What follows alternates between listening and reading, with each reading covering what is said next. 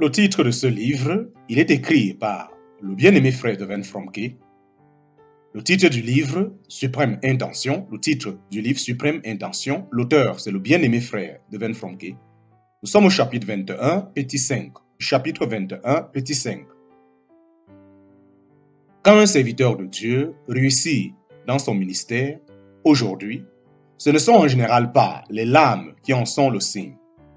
Si elles sont associées ici au retournement de la captivité, c'est qu'en réalité, le vrai ministère, le ministère fondé sur l'expérience personnelle de la croix, ne peut commencer que dans les larmes.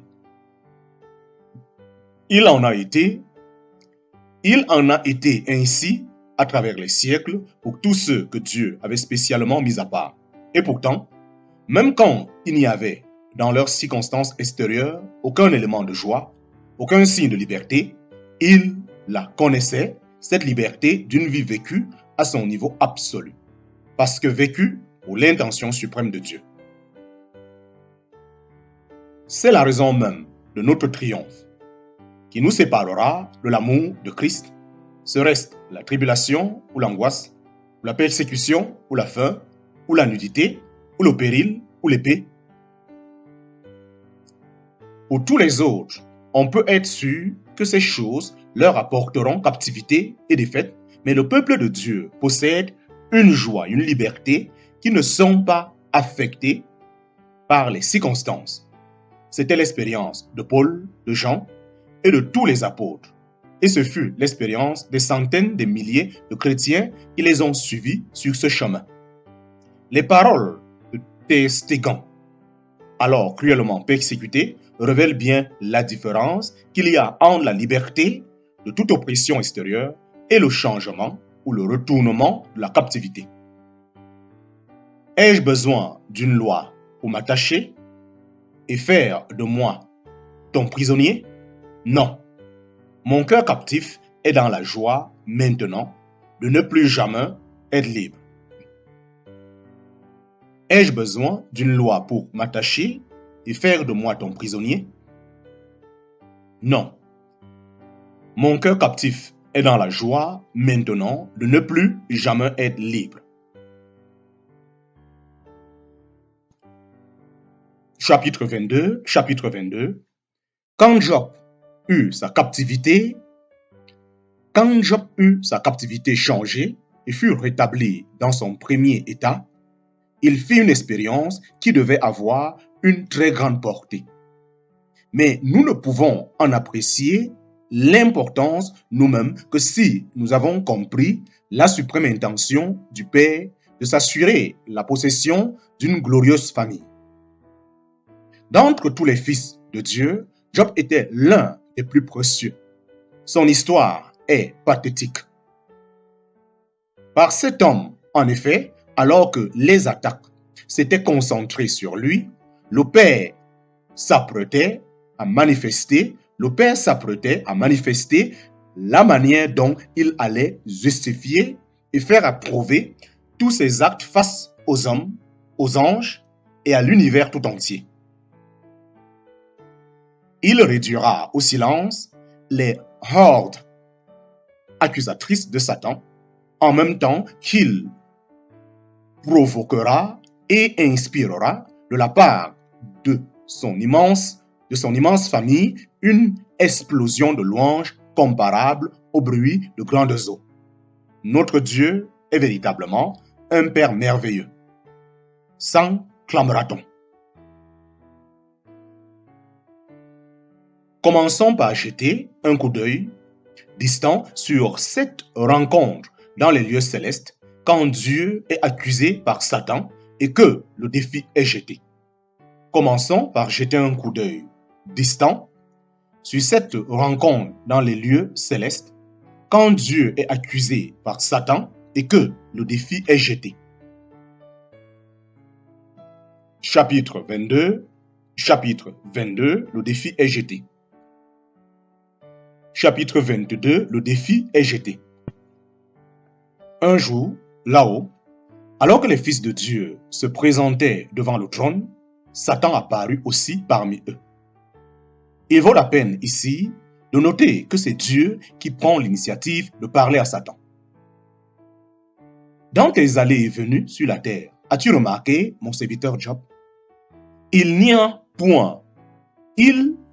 a point comme lui sur toute la terre.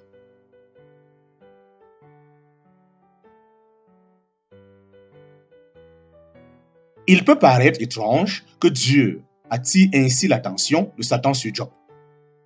N'était-ce pas faire de lui une cible pour son ennemi? Mais le Père savait déjà quelle serait la réaction de Job quand il serait effectivement atteint et jeté dans le creuset de l'épreuve. Il semble, d'autre part, que Dieu était au courant des griffes qui s'étaient accusées dans le cœur de Satan quand il se présenta devant Dieu parmi les êtres célestes. En concentrant l'attention de son interlocuteur sur Job, Dieu fait crever l'abcès. L'accusateur profite immédiatement de l'occasion qui lui est donnée. La fidélité de Job existe-t-elle vraiment à l'abri de tout soupçon? En émettant un doute sur ce point, Satan donne libre cours à la haine qu'il voit Dieu. N'y a-t-il pas une faille dans la solidité des relations entre Job et Dieu? Est-ce pour rien que Job sert Dieu? Il semble d'autre part que Dieu était au courant des griffes que Satan accumulait dans le cœur.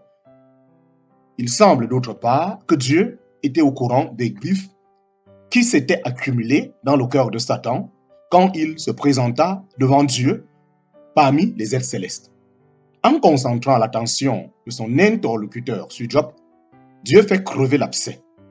L'accusateur profite immédiatement de l'occasion qui lui est donnée. La fidélité de Job est-elle vraiment à l'abri de tout soupçon? En émettant un doute à ce point, une faille, en émettant un doute à ce point, Satan donne libre cours à la haine qu'il voit Dieu. N'y a-t-il pas une faille dans la solidité des relations entre Job et Dieu? Est-ce pour rien que Job sert Dieu?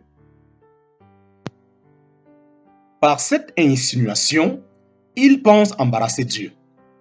Il prouve, en tout cas, qu'il avait déjà observé Job et qu'il était en train d'où dire quelques noix de sein.